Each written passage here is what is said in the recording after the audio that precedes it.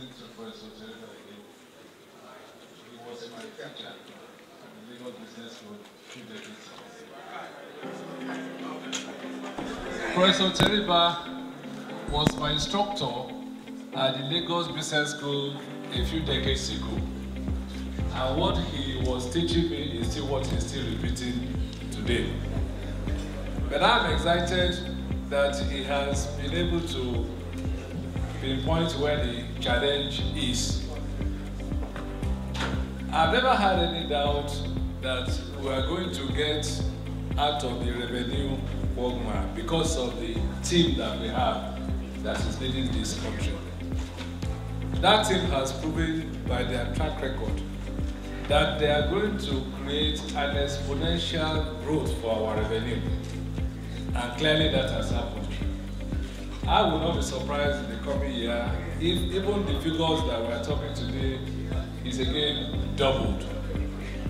And talking about what we owe and what we own, I think that the challenge that I see, for which I'm asking Professor to see whether he can tell us the way out, is that there has never been any question about what we own.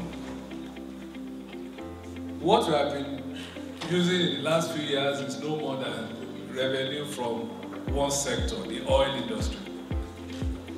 And I think it is proving that we even have a lot more in the solid mineral sector, which is even untapped.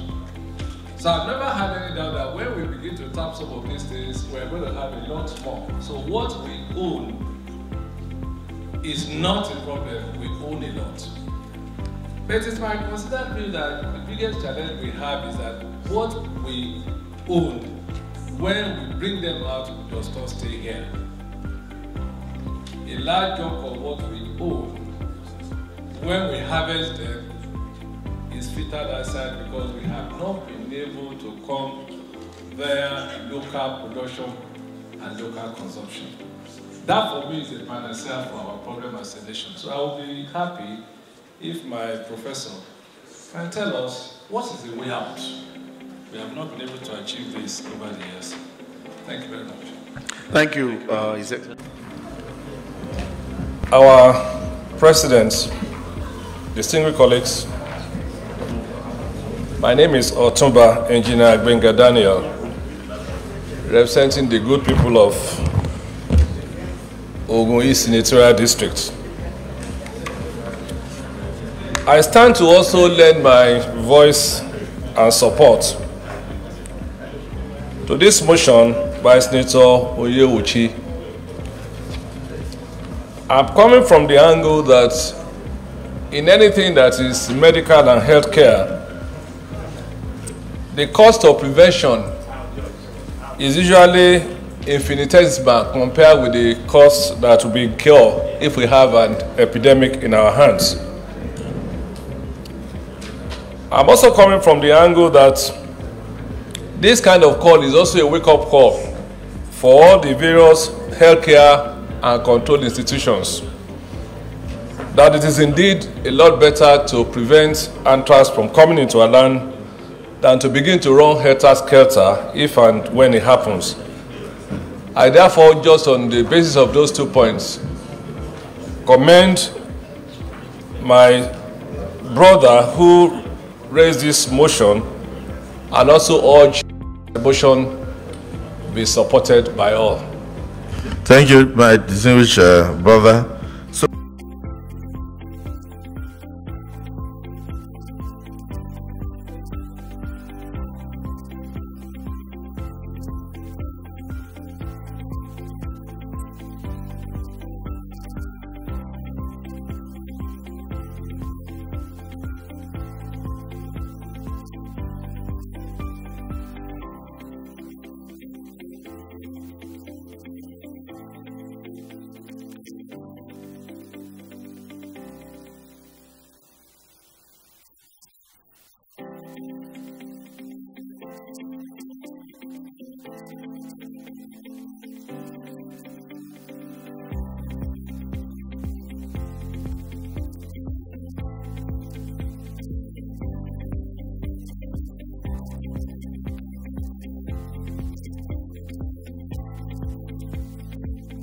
the presentation of a bill standing in the name of distinguished Senator Daniel Olugbenga on the Terminal Illness Trusts Fund Establishment Bill 2023, SB 223. Mr. President, you may wish to invite the Clerk of Senate to read the short title of the bill. Clerk of the Senate. Mr. President, distinguished senators, Terminal Illness Trust Fund Establishment Bill 2023, SB 223, first reading.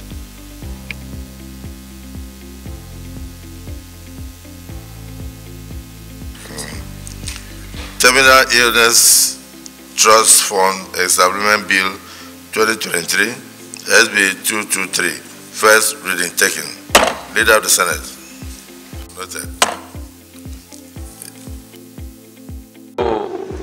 Commend the initiators of this bill and the spirit behind it. Without any doubt, it is clear that health is wealth, and we cannot but continue to encourage initiatives that tend to bring medical health care to our people. But today I want to submit that there is indeed one area that is missing in this list, and that is the Ijebu division where I represent. Perhaps I need to remind my distinguished colleagues that if you go historical, the Ijebu division is one of the 19 divisions which have since, and virtually all of those other divisions have since been created into states. The Ijebu division is probably one of the largest arenas in what is now known as Ogun State. The Ijebu division, out of the 20 local governments in Ogun State, has 6 local governments, an additional 3 from the Remo side, making 9. So you can see that out of the 20 local governments of Ogun State, the division of Ijebu and Remo represents something close to 50%. We are happy that there is indeed one FMC in Abeokuta which is up and running. But the distance between that FMC and our people in Ijebu land, in addition to the not so good roads that we are running, can sometimes be up to about 3 to 4 hours. I therefore want to plead that as we wait for another 2 or 3 weeks, a federal medical center should be included to be cited specifically in Ijebu, the capital of the Ijebu division. Thank you very much, Mr. President. Our most distinguished chairman of this great committee, the Committee on Tertiary Institutions and Third Fund, most distinguished Senator Danduse Muntari Mohammed, I recognize you. I must also see this opportunity to thank our chairman, because I am aware that he came back early this morning from an overseas tour in order to be present in this occasion. My most distinguished colleagues, the upper chambers, and of course in the House of Representatives, permit me to use His Eminence, the Bongbong Jos Bubagyang, as a point of contact for all the other royal fathers that are here, and of course all the MDAs. I'm aware that the Federal Ministry of Education is very well represented, and I'm happy that the National Board of Technical Education is also here. I recognize all the stakeholders, and of course all the various representatives of other agencies that are here, Gentlemen of the press, distinguished ladies and gentlemen, permit me to read the address of the President of the Senate, who has to quickly go and attend another very urgent national assignment. Good afternoon, invited guests, ladies and gentlemen, and thank you all for honoring the Senate Committee on Tertiary Institutions and TED Funds to be here for this important event leading to the enactment of a legal framework of the following bills. 1. The Federal University Benin Kabi Establishment Bill 2024 SB 224. 2. The Nigerian Institute of Mining and Geosciences Repeal and Enactment Bill 2024 5B12. 3. The Federal College of Aviation Technology, Ilara-Remo, Ogun State, Establishment Bill 2024 5B52. 4. The Federal University of Applied Sciences, Manchok in Kaduna State, Establishment Bill 2024 SB13. And finally, the Federal University of Technology in Ilara, Ogun State, Establishment Bill 2024 SB 345. I must commend the Senate Committee on Tertiary Institutions and TED Fund for its determination to support the actualization of the mandate of the 10th Senate while making concerted efforts to ensure access to education in the country through engagement with stakeholders to contribute their quota to this task of legislation and revamping the Nigerian education sector. I also commend the painstaking effort of the sponsors of these 5 bills. This effort is in line with our mandate to review the availability of facilities for our growing population and in the light of the need to bridge gaps in education and provide the required manpower for development. The proposals have therefore emanated from the understanding the sponsors have about the different geographical locations and their conclusions that the decisions are best suitable for the people from current circumstances. It is a global best practice for authorities to continually assess available opportunities for citizens in locations and to seek ways of remedying them through appropriate government actions. I am confident that greater input is expected from you as Nigerians, most especially stakeholders in the education sector and representatives of the host communities who are in a better position to air their views on the need to establish these schools, as well as the benefit derived from the institutions.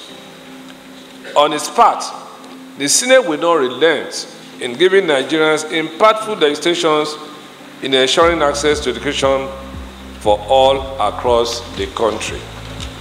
Let me assure you that the Senate Committee on Tertiary Institutions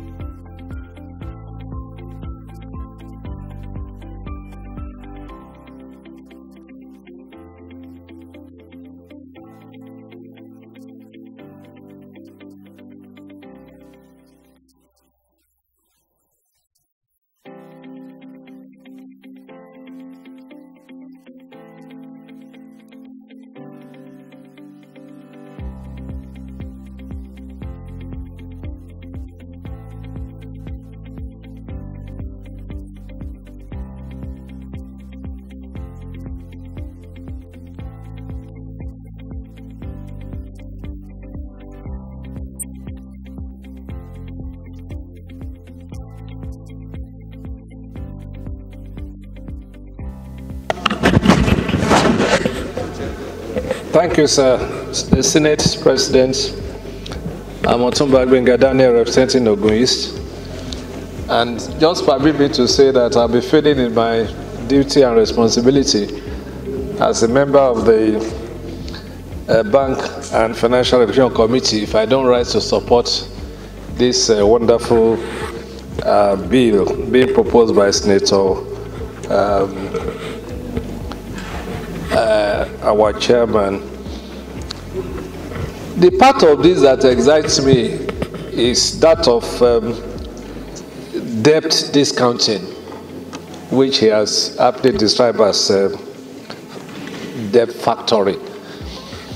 This is because, as you are aware, for quite a number of people who are in private practice, from time to time we do have plenty of receivables.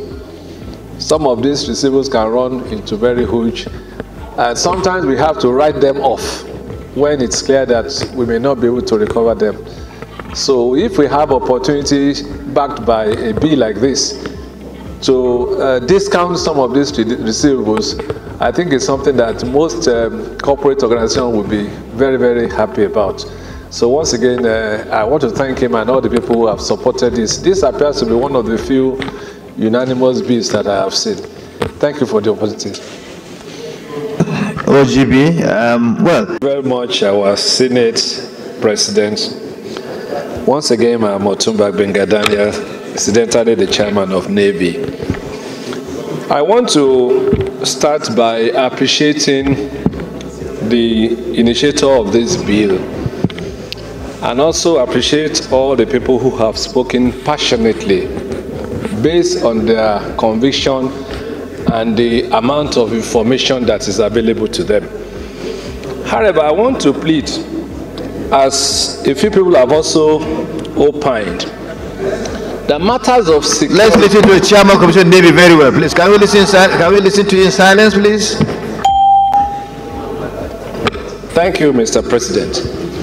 Matters of security are matters that we need to be extremely careful about.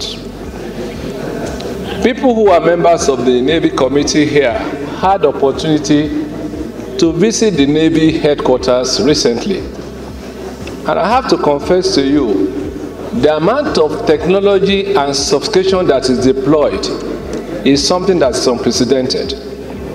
We went through an installation called the Falcon Eye. And from the naval headquarters here, I can assure you that if something goes wrong in any area of our naval formation, instantly it is picked. We witnessed it firsthand. I'm also not unaware that, for instance, in the last 2 weeks, the Navy surveillance have seized several vehicles. I knew this because a number of people, knowing that I'm chairman of Navy, will come to me to appeal to the naval authorities to release their vehicles. And going into what happened, I am convinced that what we require to do, once again, is not proliferation. What we need to work out is to look at how we can improve technology. There are several kilometers of naval water which the Navy is looking at. It is impossible for it to be done manually. There isn't anything I think the Naval Coast Guard can do that cannot be done technologically. And it is therefore my submission. Maybe if we have opportunity for a public hearing, we will also invite in a closed circle for a few stakeholders who have information to come and tell us what is going on here. We do respect, Mr. President, sir. We need to be extremely very careful on matters that has to do with national security. It's a lot more that we are seeing. And sometimes, I beg to say, the more you look, the less you see. Thank you, Senator Gbenga Daniel. And then Senator Salim Mustafa will round up the debate. Oh, okay. So we have, sorry sir, you have half a minute. Thank you, our Senate President. I am Otumba Gbenga Daniel, representing Ogun East. I will be very brief, but in accepting what I've had here today, without any doubt, the issue of drug abuse and its consequences is not just a subnational or a national issue. It has international dimensions. There are a few countries who are virtually ruled by warlords, drug warlords. But my own point of dissent appears to fall in line with what Senator Adams Oshiomhole said. That in as much as there is indeed a need to do something, how we do it appears to be the issue. And I'm a bit concerned that we continue to recreate various agencies duplicating functions. In my own opinion, Mr. President, I think what we need to do is how to strengthen NDLEA. I, in fact, believe that the NDLEA today is probably one of the few efficient organizations that we have. And we do not have any tradition of encouraging organizations that are doing well. I think what we need to do actually, moving forward, is to see how else we can support NDLEA to carry out what clearly is one of their functions. Thank you very much, Mr. President. Thank you, distinguished Senator Otumba. Fifth business of the day is presentation of a bill standing in the name of Senator Daniel Olugbenga Justus on Federal Medical Center, Ijebu-Ode, Ogun State, Establishment Bill 2024, SB 514. Mr. President, you may wish to invite the Clerk of Senate to read the short title of the bill. Clerk of the Senate.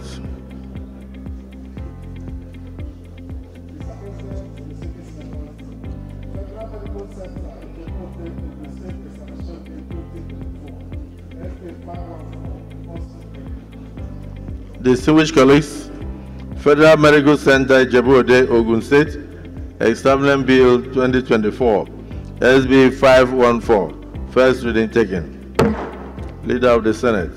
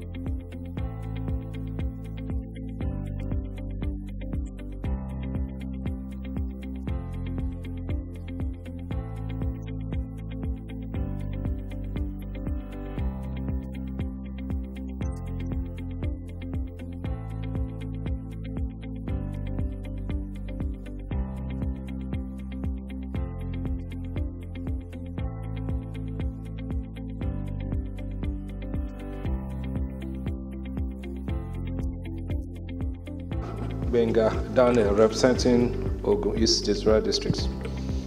Mr. President, distinguished colleagues, I don't really see that there is need to debate much on this very important submission by our colleague. An airstrip has various functions, and when it is in the hands of SDPC Shell, the entire security apparatus know that the airstrip is in their hand, and they are therefore responsible, apart from the daily routine of work they do with the airstrip. they are responsible for the security implications of what will happen in that airstrip. Now that the place is abandoned, it is my submission that it is indeed a security risk to leave it unattended. For whatever it's worth, since it is an airstrip that is existing, I'm not envisaging that there's a lot of money that requires to be spent to go and take it over. I think the minimum that should happen is that the Nigerian Air Force, even if it's for reasons of security, should go and take over the airstrip nearly immediately. You'll agree with me that a lot of pilferages is going on across the country today. Illegal miners who bring all sorts of aircraft to the country and take whatever they want to take without being challenged. You can therefore imagine the opportunity cost that we'll be losing if we leave the airstrip the way it is unattended. It is therefore my submission to support and ask my colleagues to support this bill. Thank you, Mr. President. And we cannot but continue to encourage initiatives that tend to bring medical health care to our people. Yes. But today I want to submit that there is indeed one area that is missing in this list, and that is the Ijebu division where I represent. Perhaps I need to remind my distinguished colleagues that if you go historical, the Ijebu division is one of the 19 divisions which have since, and virtually all of those other divisions have since been created into states. The Ijebu division is probably one of the largest arenas in what is now known as Ogun State. The Ijebu divisions, out of the 20 local governments in Ogun State, has 6 local governments, an additional 3 from the Remo side, making 9. So you can see that out of the 20 local governments of Ogun State, the division of Ijebu and Remo represents something close to 50%. We are happy that there is indeed one FMC in Abeokuta which is up and running. But the distance between that FMC and our people in Ijebu land, in addition to the not so good roads that we are running, can sometimes be up to about 3 to 4 hours. I therefore want to plead that as we wait for another 2 or 3 weeks, a federal medical center should be included to be sited specifically in Ijebu, the capital of the Ijebu division. Thank you very much, Mr. President.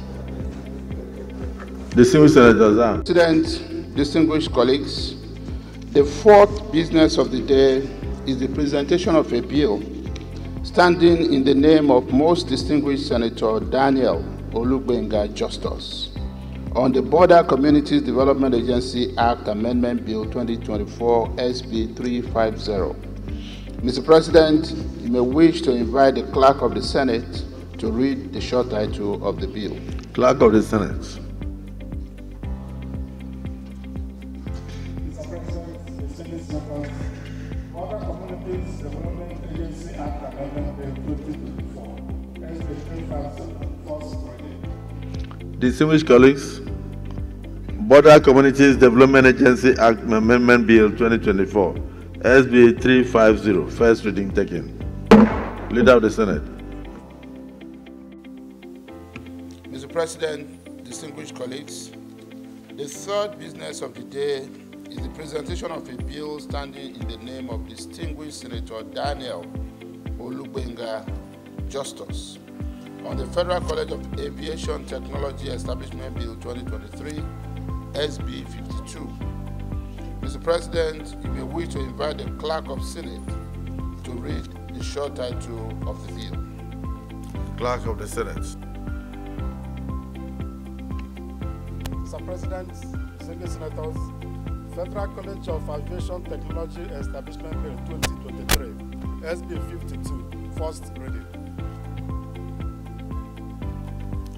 Distinguished colleagues, Federal College of Aviation Technology Establishment Bill 2023 SB 52, First reading taken.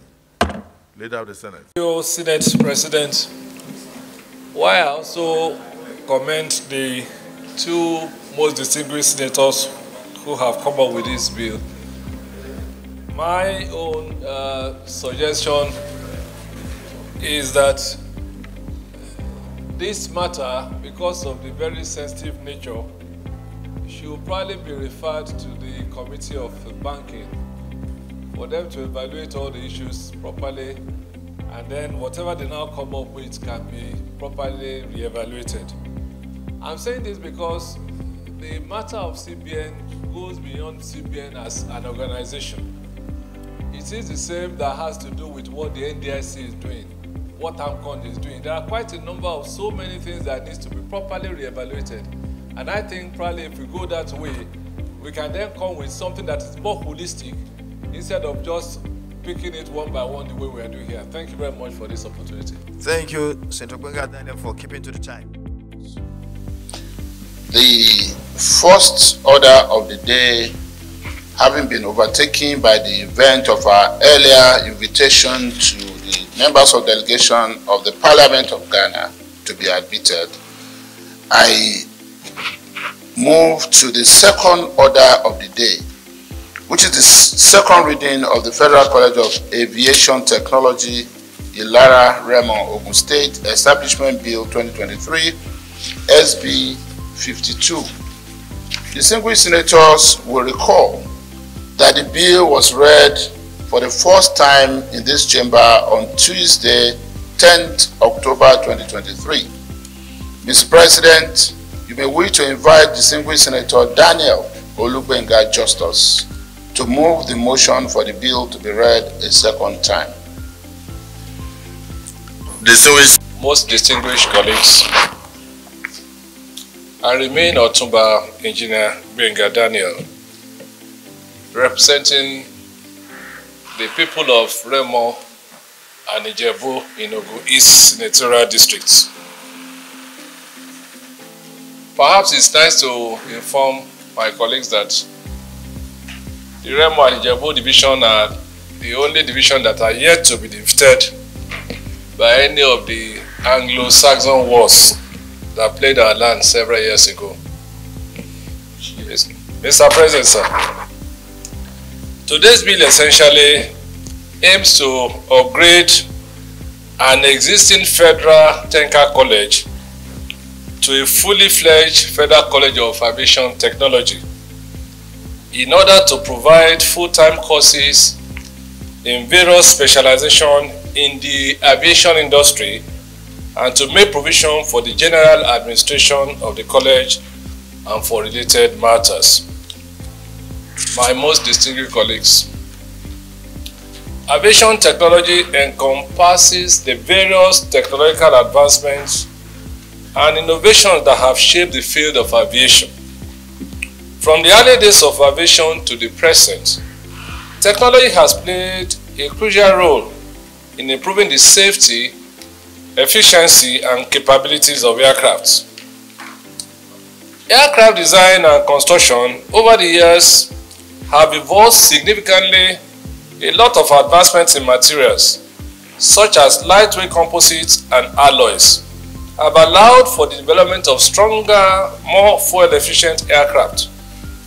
Computer-aided design (CAD) and simulation tools have revolutionized the design process, enabling our engineers to model and analyze aircraft performance, aerodynamics, and structural integrity more accurately.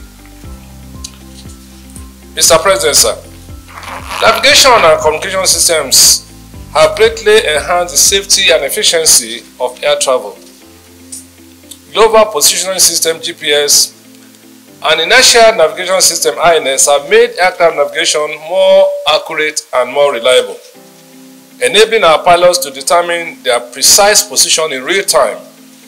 Communication systems such as very high frequency VHF radios and satellite communication have improved the coordination between aircraft air traffic control, enhancing safety and reducing the risk of collisions. Flight management systems (FMS) are also computer-based that automate various types of pilots, including navigation, flight planning, and performance optimization. FMS technology have advanced significantly, offering features like auto throttle, auto land, and optimized flight routes. This system enhance flight safety, reduce pilot workload, and improve fuel efficiency. Other areas worthy of mention in the field of aviation technology are the engine technology, the safety systems, the unmanned aerial vehicles, amongst others. In essence, Mr. President, aviation technology continues to evolve, driven by ongoing research and developmental efforts. As the industry embraces digitalization, artificial intelligence, and other emerging technologies, we can expect further advancement that will shape the future of aviation, making air travel safer, more efficient, and environmental friendly. Mr. President, my worthy colleagues, aviation technology in Nigeria has witnessed significant